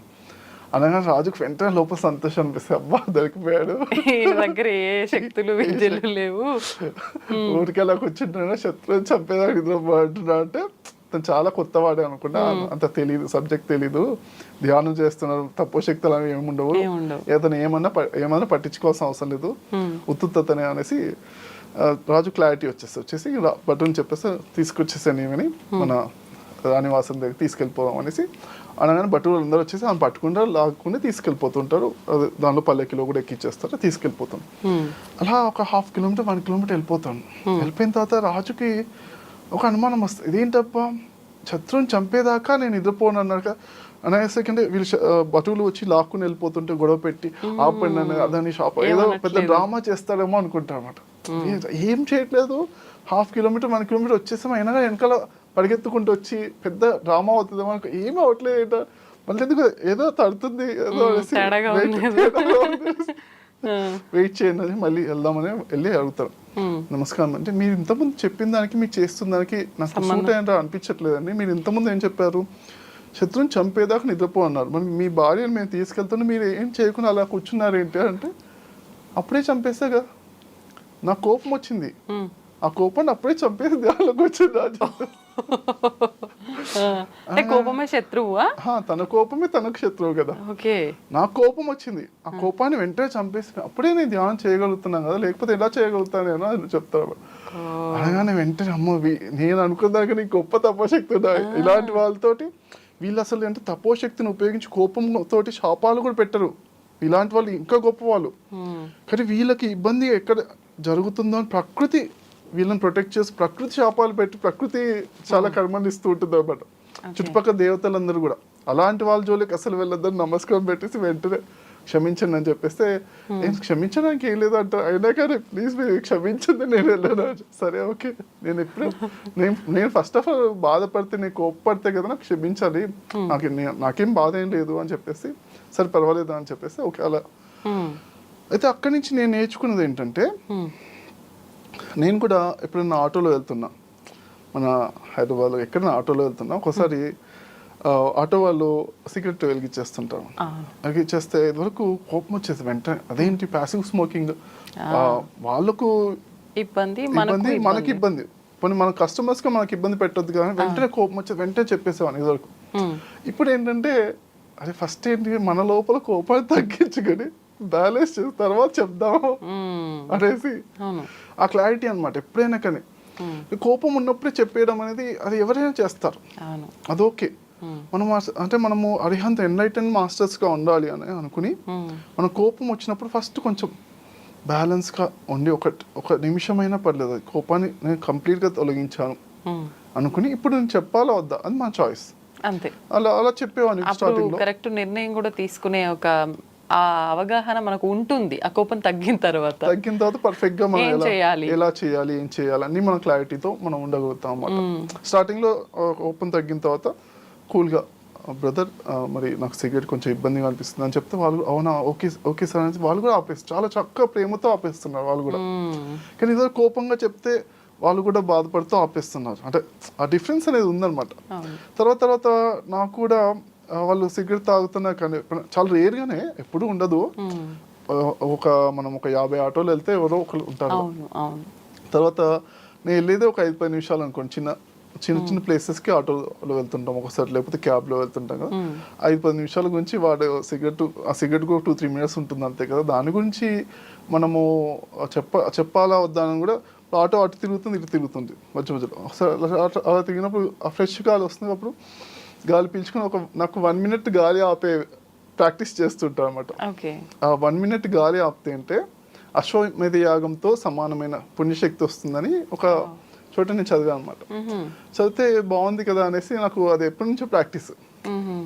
మన అశ్వమేధ యాగం చేసేంత పుణ్యం వస్తుందంటే బెస్ట్ కదా అనేసి చిన్న టెక్నిక్స్ చెప్పారనమాట. మహావీరుడు కూడా కొన్ని టెక్నిక్స్ చెప్పారనమాట. వాళ్ళు ముఖ్యంగా జైనిజంలో కూడా ఫాస్టింగ్ ఎక్కువ చేస్తారు కదా. ఒక 3 గంటలు మనం తినకుండా ఉంటేనే కొంచెం పుణ్యం వస్తుంది అని చెప్తారు అనమాట. అలా కొన్ని మంచి పనులు ఉంటాయి. దాని ప్రకారంగా చూస్తూ అప్పుడప్పుడు ఇంప్లిమెంట్ చేస్తుంటారు అనమాట. సో ప్రతిసారి చెప్పాల్సిన అవసరం లేదు చిన్న ట్రావెల్ ఉన్నప్పుడు అనేసి మనం కూల్గా మనం హ్యాపీగా ఉండాలి. అది ఇంపార్టెంట్ అనమాట.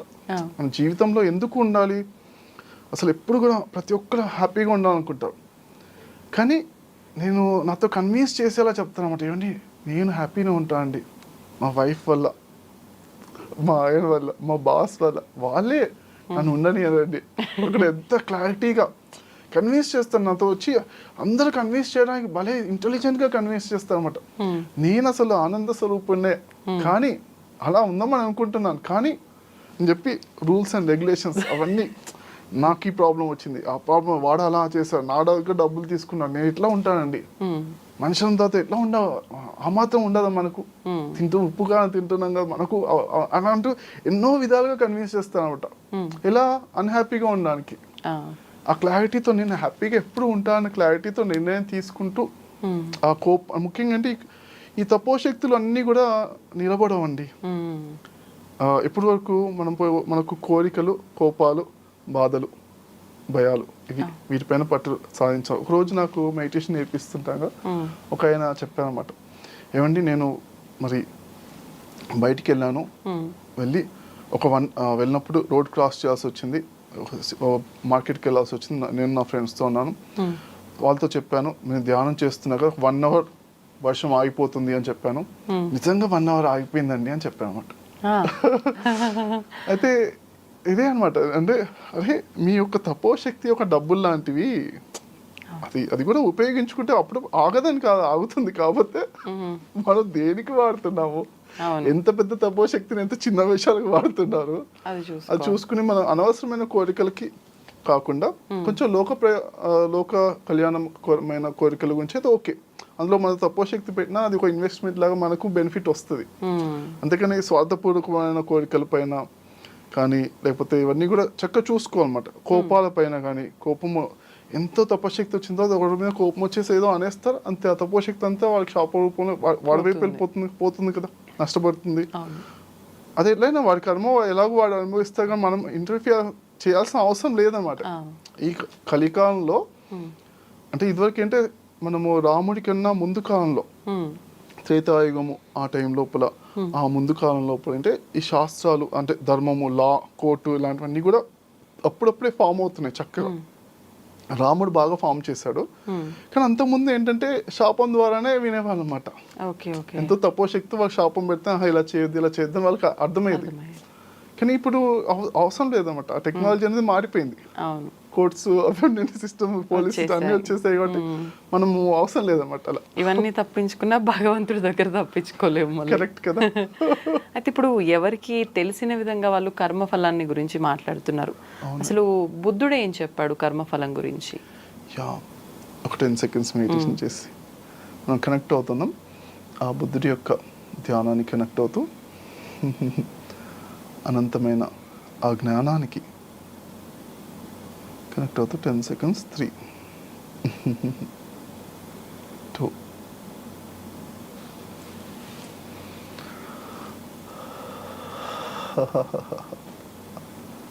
1 0. Thank you. సో బుద్ధుడు ముఖ్యంగా మరి కర్మ సిద్ధాంతము మన హిందూయిజంలో ఏదైతే ఉందో తను కూడా చెప్పారనమాట. సేమ్ కర్మ సిద్ధాంతం చెప్పారు. చెప్తూ ఎన్నో ఎగ్జాంపుల్స్ చెప్పారనమాట. 1, 2 కాదు 100 ఎగ్జాంపుల్స్తో చెప్పారు ఆయన.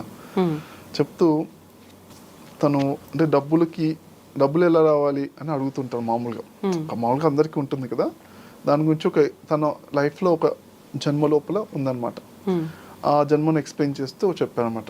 గౌతమ బుద్ధుడు ఒకనొక జన్మలో అతను బాగా రిచ్గా పుడతాడనమాట. రిచ్గా పుట్టిన తర్వాత బాగా రిచ్గా ఉన్నాడు కదా, సంపాదనతో బాగా హ్యాపీగా జరుగుతుంది కదా. తను ఏంటంటే అప్పుడప్పుడు టైంపాస్కి వెళ్ళి ఒక 1 hour స్పీచెస్ ఇస్తూ ఉంటాడు అనమాట. స్పీచెస్ ఇస్తున్నప్పుడు అన్ని స్పీచెస్ ఇస్తూ లాస్ట్లో ఒక సెంటెన్స్ ఒక పోయం లాగా చెప్తారనమాట. అన్ని స్పీచెస్ మామూలుగా అక్కడ లోకల్ లాంగ్వేజ్లో మాట్లాడతారు. ఒక పోయం లాగా కొంచెం అది సంస్కృతంలా కొంచెం అర్థం కాదు ఒక పోయం చెప్తూ ఉంటారు అనమాట. అయితే అన్నీ అర్థమవుతుంది. లాస్ట్లో పోయం ఏంటో ఏదో చెప్పేసి ఏం చేసేస్తున్నా అని ఎవరంత పట్టించుకోరు. ఒకరోజు వాళ్ళు ఆవిడ అడుగుతుంది అనమాట, ఏంటండి మీరు ఏదో పోయం చెప్తున్నారు, దాని మీనింగ్ ఏంటని అడుగుతుంది అనమాట. అయితే చెప్తానమాట, అబ్బా నేనంటే తను అంటే అప్పుడు ఆ కాలంలో అంటే కొన్ని ఆచారాలు అవన్నీ ప్రకారం అంటే ఎప్పుడైనా సొంత డబ్బా కొట్టుకోవద్దు అన్నట్టుగా నా గురించి అంటే అడిగిందే చెప్పొద్దు అన్నట్టుగా నాకు ఒక జన్మ నేను అంటే తెలుసుకున్నాను. నేను అప్పుడప్పుడు ధ్యానం చేస్తుంటాను కదా, దానివల్ల ఆ ధ్యానం లోపల గత జన్మలు కనిపిస్తున్నాయి. నాకు ఒక జన్మ నాకు తెలిసింది. ఆ జన్మలో ఏం చేశానంటే మరి నాకు చాలా ఆకలిగా ఉండి మరి నాకు ఒక రొట్టె దొరికినప్పుడు అప్పుడు ఒక ఆయన వచ్చాడు, ఒక చక్కటి మరి సన్యాసి వచ్చారు మరి చక్కటి ధ్యానం చేస్తున్న ఒక స్పిరిచువల్ పర్సన్ వచ్చినప్పుడు అతను అడిగాడు భిక్షాందేహిని అడిగినప్పుడు నాకున్న ఒకనొక రొట్టెని కూడా నేను ఇచ్చేసాను. ఆ పుణ్యఫలం వల్ల ఇప్పుడు నేను ఇంత ధనవంతుడిగా ఉండి ఇంత చక్కగా ఎంజాయ్ చేస్తున్నాను. అది నాకు నా జన్మలో క్లియర్గా చూసుకున్నాను అని చెప్తా అనమాట. అలా కర్మ అనేది అలా రిపీట్ అవుతూ అంటే చక్కగా మనం చేసినవన్నీ కూడా మనకు వస్తుంటాయి. ముఖ్యంగా చనిపోయే వాళ్ళకు అతి గొప్ప శక్తి ఏంటి అంటే మనం చేసిన దానమే ఆ చనిపోయిన తర్వాత మనకు ఎన్నో లోకాల లోపల ఆ శక్తి అనేది యూస్ఫుల్ ఉంటుంది అన్నమాట. మనం ఎక్కడైతే ఇక్కడ ఎర్నింగ్ ఎలా చేస్తున్నామో అలానే మనం చేసే దానాలన్నీ కూడా వేరే లోకాలకు వెళ్ళినప్పుడు అలా ఎర్నింగ్ లాంటివి అనమాట. అలా చెప్పారు. ఓకే, ఇది కర్మ సిద్ధాంతం చెప్పినా కానీ ఆయన ఒకటి క్లారిటీగా చెప్పింది అంటే 3 రకాల కర్మలు ఉన్నాయని చెప్పారు అనమాట. పాపకర్మలు, పుణ్యకర్మలు, కుశల కర్మలు అన్నాడు.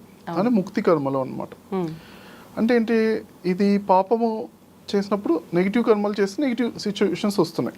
పుణ్యకర్మలు చేసినప్పుడు బాగా మరి మనం మల్టిప్లై అవుతున్నాం, గొప్ప వాళ్ళం అవుతున్నాం, చాలా చక్కటి లాభాలు వస్తున్నాయి, భోగ జీవితం అనమాట, మనీ ఇలాంటివి వస్తున్నాయి. ఇవి 2 ఉన్నాయి. కాకపోతే ఏంటే ఇవి 2 కూడా మన సంఖ్యలు లాంటివే. ఎలా అయితే సంఖ్యలు పెడితే మనకి ఎక్కువ ఫ్రీడమ్ ఉండదో, బంధించినట్టే ఉంటుందో, మరి పుణ్యకర్మలు కూడా బంగారు సంఖ్యలు లాంటివి. ముఖ్యంగా మనకి కావాల్సింది అంటే కుశల కర్మలు, ముక్తి కర్మలు అంటే మెడిటేషన్ రిలేటెడ్. కానీ మన ధ్యాన సాధన లేకపోతే ఆధ్యాత్మిక సాధన, ఆత్మ అంటే ఆనందానికి సంబంధించిన కానీ రీసెర్చ్ చేయాలి. ఈ ట్రైన్ యువర్ మైండ్ అంటే ఏంటంటే మనం మైండ్ని పట్టులో సాధిస్తే, మనం ఎవరైతే మైండ్ని పట్టు సాధించారో వాళ్ళు ప్రపంచాన్ని పట్టులో సాధించినట్టు అనేది ఆయన చెప్తూ ఇక్కడ చెప్తానమాట. అన్ని దానాల లోపల సబ్బదానం, దమ్మదానం జీనాతి అని ఒక సెంటెన్స్ చెప్పారనమాట. ఓకే, అన్ని దానాల లోపల, సబ్బదానం అంటే అన్ని దానాల లోపల ధర్మదానం, దమ్మదానం అంటే ధర్మానికి సంబంధించిన దానము జినాది, అది గొప్పగా మరి నిలుస్తుంది.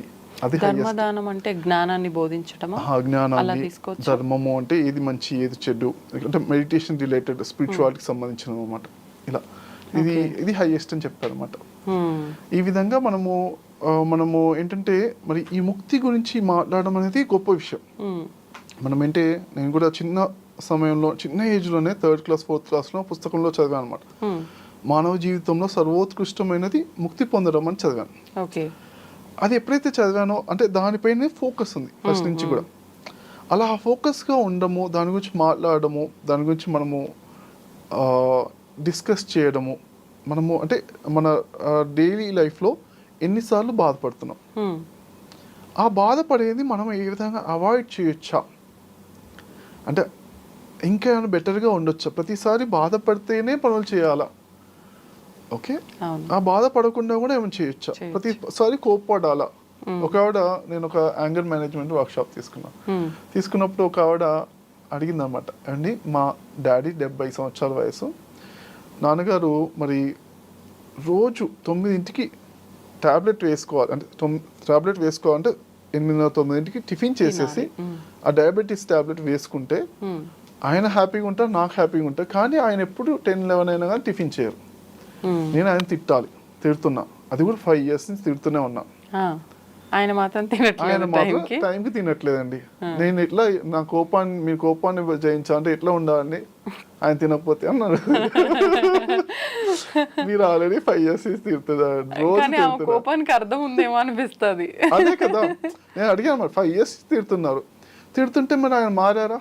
లేదు. పోనీ మీకు లాభం ఏమైనా వస్తే మీరు తిట్టారు కాబట్టి లాభం ఉందంటే ఓకే మంచిది. లాభం లేనప్పుడు ఎందుకు తిడుతున్నారు అండి? ఇప్పుడు తన కోపమే తనకు శత్రువు అంటారు కదా. ఇప్పుడు మీ పాపాలే మీ రోగాలు అంటే నమ్ముతారు, నమ్మరు. కానీ మీ కోపాలే మీ రోగాలని నమ్ముతారు కదా. అవును, మన కోపమే మనకు వచ్చింది, అనవసరమైన రోగాలు వస్తున్నాయి, హెల్త్ ప్రాబ్లమ్ అన్ని ఖరాబ్ అవుతున్నాయి కదా. ఆయన ఆల్రెడీ ఖరాబ్ అయింది, మీరు ఎందుకు ఖరాబ్ చేసుకుంటున్నారు? ఓకే, మీ ఇష్టం. ఓకే, మీరు ఇప్పుడు 5 years అయింది, ఆయన ఇంకో 30 years బతుకుతారు అనుకుందాం. 30 years ఇలానే తిట్టి మీ ఆరోగ్యం ఖరాబ్ చేసుకుంటారా, లేకపోతే మీరు హ్యాపీగా ఉండేట్టుగా ఏదో ఒకటి ఏం చేస్తారో మీరే ఆలోచించండి. సొల్యూషన్ నేను ఇవ్వట్లేదు, మీరు కూడా మెదడుకు పదును పెట్టండి అని చెప్పాము. అంటే నెక్స్ట్ రోజు అంటే సాటర్డే సండే వర్క్షాప్ అనమాట, జస్ట్ ఈవినింగ్ 1 hour జూమ్లో. నెక్స్ట్ సండే కదా, మార్నింగ్ వాళ్ళ డాడీతో మాట్లాడిందంట, చెప్తుందన్నమాట. నెక్స్ట్ సండే ఈవినింగ్లో చెప్పేస్తుంది, నాన్నగారితో మాట్లాడినదండి, నేను ఇప్పటి నుంచి నాన్న మేము కోపంగా తిట్టడం గొడవ చేయను, చెప్పా అంటే ప్రేమతోనే చెప్తాను నాన్న. మనం ఉన్నదే కొన్ని రోజులు హ్యాపీగా భూమి మీద, ఆ జీవితం చిన్న జీవితం, ప్రేమతోటే మాట్లాడుకుందాం. నువ్వు ఆ ప్రేమతోనే ఉండి టైంకి వేసుకుంటే హ్యాపీ, లేకుండా కానీ నేను ఇంకా ప్రేమతోనే చెప్తాను. ఎందుకంటే కోపంతో అవ్వట్లేదు, పని అయితే పని, కోపంతో చెప్పి పని అయిపోయింది, హ్యాపీ. రోజు అదే కోపం ఎందుకండి, కొంచెం ఆలోచించండి అనేసరికి ఆమె చెప్పేసి క్లారిటీతో చెప్పేసేది. అలా మనకేంటే రిపీటెడ్ బాధలు ఉంటాయి, రోజు రిపీటెడ్ కోపం ఉంటాయి. ఇవి కొంచెం ఆలోచించాలన్నమాట. అరే ఇది రిపీట్ అవుతుంది, అదే రిపీట్ కాకుండా చూసుకోవాలి, కొంచెం చేసుకుంటే అదే ముక్తి, ఆనందకరమైన జీవితం, ముక్తి జీవితం అన్నమాట. ముఖ్యంగా నేను గమనించింది అంటే రిపీటెడ్ ప్యాటర్న్స్ ఉంటాయి అన్నమాట. ప్యాటర్న్స్ గమనించుకుని దానిపైన వర్క్ చేయాలి. నేను పొద్దున్న లేవగానే నేను అంటా అనమాట, పిల్లలైనా మనుషులు ఎవరైనా కానీ పొద్దున్న లేవగానే మొదటి అరగంట మీరు ఎలా ఉన్నారు, ఆ అరగంట మీ రోజంతా డిసైడ్ చేస్తుంది. ఓకే, ఇప్పుడు మొదటి అరగంట మనం చికాగ్గా, కోపంగా, అబ్బా నాకు నిద్ర పట్టలేదు, లేకపోతే నాకు ఈ టైంలోకి ఎందుకు లేపారు, తప్పనిసరిగా జాబ్కి వెళ్ళాలా, అలాంటి ఆలోచనతో లేస్తే దానికి తగ్గట్టుగా రోజంతా అలానే ఉంటుంది కదా, ఎఫెక్ట్ చేస్తుంది కదా. మరి ఒక రోజంతా ఎఫెక్ట్ అయితే జీవితం అంతా అలానే ఉంటుంది కదా, అలాంటి రోజులే ఉంటాయి కదా. అందుకే మొదటి హాఫ్ అన్ అవర్ చాలా ఇంపార్టెంట్ అనమాట, చాలా దివ్యమైన హాఫ్ అన్ అవర్. అందుకే ఏంటంటే పిల్లల్ని కూడా చాలామంది తల్లులు ముఖ్యంగా వాళ్ళు కూడా మంచి వాళ్ళే, అందరూ మంచి వాళ్ళే కదా. ఫస్ట్ మంచిగా చెప్తాను, నాన్న టైం అయింది నాన్న, 7ంటికి నువ్వు లేవాలి, 9ంటికి స్కూల్కి వెళ్ళాలంటే 7ంటికి లేవాలి నాన్న, టైం అయింది అంటారు. మంచిగా చెప్తే పిల్లలు ఆ టైంలో డీప్లో లేవబుద్ది కదా వరకు. మళ్ళీ నన్ను అమ్మ ఒక 5 నిమిషాలు అంటే 5 నిమిషాలు ఇస్తారు ఒక్కోసారి, తర్వాత చెప్తారు, గట్టిగా చెప్తారు. గట్టిగా తిడతారు, ఇక తిట్టి తిట్టి తిట్టి లేపాల్సి వస్తుంది.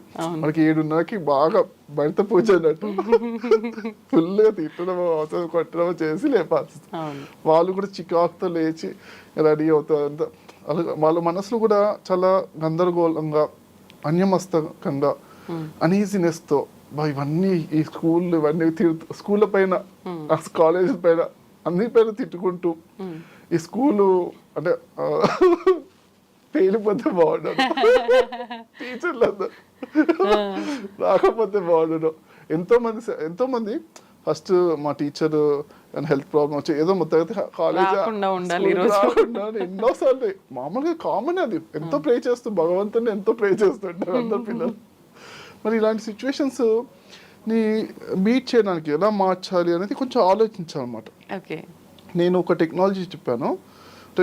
నేను ఫస్ట్ ఆఫ్ ఆల్ ఉపయోగించే టెక్నాలజీ అంటే, నేను మొదట లేవగానే కూర్చుంటాను, 1/2 an hour కూర్చుని ఆలోచన రహిత స్థితిలో కానీ చక్కగా, అంటే మనం ధ్యానం అంటే ఇంకేదో కాదు, మనల్ని మనం ఆనందంగా ఉంచుకునే విద్యనే ధ్యానం. ఓకే, మనం ఒక 1/2 an hour ఎంత ఆనందంగా ఉండగలుగుతాం అది ప్రాక్టీస్ చేయాలన్నమాట. అంటే మనము హ్యాపీయెస్ట్ మూమెంట్స్ గుర్తెచ్చుకుని హ్యాపీగా ఉండగలుగుతాం కదా, అది ఓకే, దాంతో స్టార్ట్ చేయొచ్చు. బట్ అవి కొంచెం ప్రాక్టీస్ చేస్తుంటే గుర్తుకు తెచ్చుకోకుండా కూడా హ్యాపీగా డైరెక్ట్గా థాట్లెస్ స్టేజ్లో అలా ఉండడం చేసేది ధ్యానం హైయెస్ట్ అనమాట. మన ఆలోచనతో మన విజువలైజేషన్స్తో చేస్తే అది ఓకే, కొంత పవర్. అవి కూడా దాటిపోయి చేస్తే ఇంకా హైయెస్ట్ అనమాట. నిజంగా ఆత్మ లోపల ఉన్న ఆనందం కనెక్ట్ అవుతాం అన్నమాట. అది ధ్యానం అంటే. మరి అలా ఒక 1/2 an hour చేస్తాను. చేసిన తర్వాత మిగతా పనులను చేసుకుంటాను. అయితే మరి అప్పుడప్పుడు మరి 1/2 an hour టైం ఉండదు, ఆఫీస్కి వెళ్ళాము లేకపోతే సిచ్యువేషన్స్ ఉంటాయి. అప్పుడు కొంచెం తొందరగా అంటే లేట్గా లేచేస్తాం. ఆ రోజు మనకు కుదరలేదు అనుకోండి, 1/2 an hour ముందు అలారం పెట్టుకున్నా లేవలేదు వాటెవర్. అప్పుడు ఏంటంటే మొదటి 1/2 an hour నేను చాలా నిదానంగా, చాలా కూల్, శాంతిపూర్వకంగా, ఆనందపూర్వకంగా బ్రష్ చేసుకున్నప్పుడు వీలైతే ఆలోచన లేకుండా ఉంటే అదొక శక్తి ఎక్కువ ఉంటుంది అన్నమాట. డిఫరెన్స్ ఉంటుంది. ట్రై చేస్తూ ఉండాలి ఈ బ్రష్ చేసే అంతసేపు. అంటే ముఖ్యంగా అంటే ఆలోచన లేకుండా, అంటే ఎక్కువసేపు మనం ఆలోచన లేకుండా అంటే మైండ్కి అంత ట్రైనింగ్ ఉండదు కాబట్టి ఫస్ట్ 20 seconds కానీ 10 seconds కానీ ఇస్తూ ఉంటే అది రోజుకి దాని పవర్ పెరుగుతూ ఉంటుంది అన్నమాట. నేను బ్రష్ చేసుకుని ఈ 2 minutesలో ఒక వీలైనంత వరకు ఆలోచన లేకుండా చేస్తాను. స్నానం చేసేటప్పుడు కూడా అలా చిన్న పనులు ఒక 1/2 an hour చేస్తే చాలా శక్తివంతంగా ఉంటాము. అలానే ముఖ్యంగా పిల్లల్ని ఎలా లేపాలి అంటే, ఒక టెక్నిక్ చెప్తానంటే, పిల్లల్ని కూడా ఒక 20 minutes ముందు వాళ్ళని భుజం పైన చేయి పెట్టి ఇలా కూర్చుని రిలాక్స్ అవునా అని గోడకు ఆనుకోబెట్టిన, అది మంచానికి ఆనుకోబెట్టి కూర్చున్నాక 20 minutesలో ఏమవుతుందంటే కుండలిని శక్తి అంతా జాగృతం అవుతుంది. చక్కగా లోపల నుంచి ఒక శక్తి అంతా వచ్చి యాక్టివ్ అయిపోతాం, బాడీ అంతా కూడా యాక్టివ్ అయిపోయి అప్పుడు చక్కగా లేస్తారు. 20 minutes 30 minutes ఇది ఒక టెక్నిక్. లేదంటే ఇంకో టెక్నిక్ అంటే, పిల్లలకి చేతులు కాళ్ళు మసాజ్ చేస్తూ ఒక 20 minutes చేస్తే వాళ్ళ లోపల నుంచి ఒక యాక్టివేషన్, బ్లడ్ సర్క్యులేషన్ అంతా యాక్టివ్ అవుతుంది. అది కొంచెం ఓపిక ఉన్న వాళ్ళు అప్పుడప్పుడు చేస్తారు పేరెంట్స్. ఈ 2 టెక్నిక్స్లో ఏది చేసినా కానీ పిల్లలు న్యాచురల్గా చాలా ఆనందంగా లేస్తారు. ఆ రోజంతా ఆనందంగా ఉంటారు, జీవితం అంతా ఆనందంగా ఉంటారు అన్నమాట. అదండి. నిజంగా మీతో మాట్లాడుతున్నంతసేపు మాకు కూడా చాలా ఆనందంగానే ఉంది. మీరు నవ్వుతూ అలా ఉంటే, ఇంకా మధ్యలో మీరు ధ్యానం చేసే విధానం అదంతా చూస్తే మాకు కూడా చాలా ప్రశాంతంగా అనిపిస్తోంది. మనం ఎంత మాట్లాడుకున్నా కూడా ఇంకా మాట్లాడుకుంటూనే ఉండాలనిపిస్తోంది, కానీ సమయం సరిపోవట్లేదు. మరొక మంచి వీడియోలో మరిన్ని విషయాలు మాట్లాడుకుందాం. నిజంగా బుద్ధుడికి సంబంధించిన విషయాలు మనందరం ఎంతో నేర్చుకోవాలి ఆ విషయాల నుంచి. అవన్నీ కూడా చాలా చక్కగా వివరించారండి. ధన్యవాదాలు. Thank you very much.